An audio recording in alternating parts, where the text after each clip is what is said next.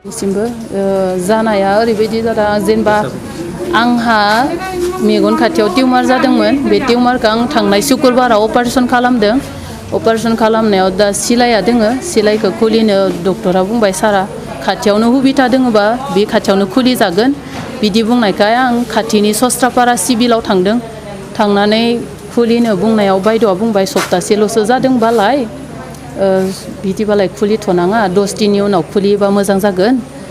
7 दिननि उनाव बे 7 दिन जानाय लोगो लोगो खुलियोबाला बे सिलाइया हेरेङा जाफाफिनबाला आरोबाव आरो गोदान सिलाइ जाफाफिनगोन बे खौरांखौ बुंनायखाय बायद'आ दे बिदिबालाय जागोन नेक्स्ट मंगलबारफोराव आं फैसिगोन बिदि होननानै आं फैबाय न'आव फैनायाव बे सस्त्रापारा खाथिनिनो सोरनापारा गामि होननाय दोङो बे गामियाव टार्निं सारियालि जायो बे टार्निंआव आंखौ बियो बेलबो होआखै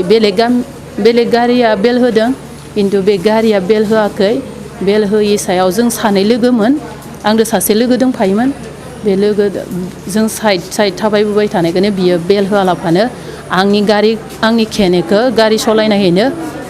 बोनानै लाना आंनो जेब्ला बोबाय आङो आगानथाम फासयनानै आङो आंनि खेनेखौ हमथाना थांबाय थादों बे मानसिया बेलगुरिनि मेनला होननानै बुङो सिनायो जों दा बे जाबाय UPPL नि मानसि आं जाबाय आरो UPPL नि मानसि जुदि आरो आंखौ जुदि बिदि खालामाबा एक्सन लायाबा आङो जुदि आंखौ लामा दथायाव माबा मोनसे खालामोबा आं हिनजाव मानसि हौवा मानसिखौथ' आं हाया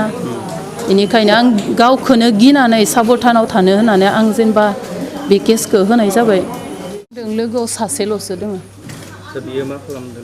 लोगोआबो आंखौ बोनायखौ नुनानै बिबो रायदों लाजिया नोङो मालाय हिनजावखौ बेबायदि खालामनो दाय गैया मा गैया जोंथ' जोंनि लामाखौसो फैबाय थादों नों गारि बेलबो होआ मा होआ सिरिहै फैनानै नोंथ' बेबायदि खालामनाया मोजां जायाखै बिदि बुंदों आरो बियो आंहा जानाया खेने हमनानै बोनायलाय रे बे खर'आ सादों आरो दा आङो बे जाथायनि सायाव बेखौनो बुंनो सानदों मानो होनोबा जों हिनजाव माहारिनि सायावहाय दाय गैया फोदो गैया बेबायदि अयनाय बाहाबै बा अयथासार बाहाबै बेबायदि अभद्र सासे बिमा माहारिखौ मान गैया सनमान गैया बेबायदि खालामनायखौ जों मोजां मोनाखै दा बिनि थाखायहाय जोङो जोंनि अमेन सेलनिफ्राय माने जोङो बेफोर गाज्रि बेबायदि भाब लानानै बेबायदि गाज्रि आखु हिनजावफोरनि सायावहाय बा आइजो माहारिनि सायाव बेबायदि खालामनायखौ जों मोजां मोनाखै दा बे खेथ्रआवहाय जोङो बेखौहाय प्रखाखननि सायावहाय जों नारसिननाय जागोन जे दिनैनि साना जोंनि BTR बासि रायजो राजाफोरनि थाखाय बेराफारसे जोबोद गोजोनथाव मानो होननानै बुङोब्ला थांनाय 27 जानुवारियाव जि मोनसे BTR एकर्ड जादोंमोन बे एकर्डनि दफा हिसाबै दिनै BTCनि मुंखौ सोलायनानै BTR नाम गायसननाय जाबाय बेयो BTR सुक्तिनि मोनसे दफानि मावफुंनाय बेजों लोगोसे जोंनि बे BTR सुक्तियाव थाखानाय जि मोनसे गामि सोसननाय आरो दानख'नाय बिनि थाखाय मोनसे कमिसन दानाय बे हाबाफारिखौ भारत सरकार आरो आसाम सरकारा दाफुंनानै होबाय बिनि थाखाय जों भारत सरकार आरो आसाम सरकारखौ साबायखर होदों आरो बेराफारसे दिनै जोबोद दुखु गोनां दिनै साननि 11:30 बाजियाव उदालगुरि जिल्लानिनो सस्त्रपारा प्राइमारि कमिटिनि सिङाव थानाय सस्त्रपारा मुंनि जायगायावहाय जोंनि सस्त्रपारा प्राइमारि कमिटि उमेन सेलनि UPPL हान्जानि सासे मावथि बे मावथिगा बिथाङा मेगन अपारेशन जानानै मेडिकेलनिफ्राय फैबाय थानाय समाव लामायाव BPF हान्जानि सासे मावथिया खानाय हमना बोख्लायनानै बेखौ माने एटेम्प्ट टु मार्डार बे हिसाबै खामानि मावनायाव जों माने मुगैदों गरिना होदों बे जाथायनि थाखाय आरो इमिडियेट सरकारखौ जों खावलायदों जे जाय दायनिगिरि बिथांखौ इमिडियेट एरेस्ट खालामनानै आयेनगत भाबै साजा होनांगौ नङाब्ला बिनि रिएक्सना जोबोद गाज्रि जागोन खारन जोंनि समाजाव दिनै डेम'क्रेटिक भाबै जि मोनसे इलेक्सन सोलिदों बे इलेक्सनखौ जों मोजाङै बाहागो लानायखौ लुगैयो नाथाय बेबादि अयनाय भाबै इलिगेल जि मोनसे सिन्ताधारा बेखौ जोंनि समाजाव लाय होनाया मोजां जानाय नङा बेनिखायनो जों गोख्रोङै खावलायदों सरकारखौ जे इमिडियेट बिथां कालप्रिटखौ हमनानै साजा होनांगौ आरो लोगोसे खावलायदों जे BPF हान्जाखौ दिनैनि दिनाव जाहाथे बेबादि अयनाय अयथासार सिन्ताधाराजों इलेक्सनखौ बारहोनो साननाया मोजां जायाखै आरो बेनिफ्राय गोजानाव थानो थाखाय BPF हान्जानि गासैबो मावथिफोरखौ खावलायहरनाय जाबाय नङाब्ला बिनि फिननाया राजनितिक भाबै जेरै होनांगौ जोंबो होनो थाखाय प्रस्तुति दिनैनि जि मोनसे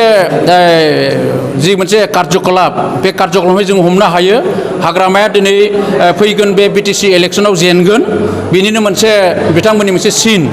कारन बे मोनसे आखल बियो जेननायनि बा नार्भासनि मोनसे माने नुथाय आरो बे हिसाबैनो बिथाङा जेननायखौ लाखाबाय आरो जेननायनि थाखायनो हके न हके खामानि मावनानै समाजाव मोनसे बिरसिंखल खालामनो थाखाय बिथांमोना थांखि लादों आरो बे थांखिखौ बिथांमोना जुदि बोखाराब्ला बेनि रिएक्सना गाज्रि जाहैगोन दिनै जोङो बिपिएफनि बे 17 बोसोराव बिटिआर ओनसोलनि जे आइजो माहारि बिथांमोना निरापत्ता गैयि जादों कारन दिनै जाय आइजोआ दिनै अयनाय खालामजाबाय बिथाङा मेडिकेलनिफ्राय फैबाय थादोंमोन बेनिफ्राय जों मिथियो दिनै बिटिआर ओनसोलाव आइजोफोरनि जि मोनसे उदांथि गैया खुनु रैखाथि गैया आरो बेनिखायनो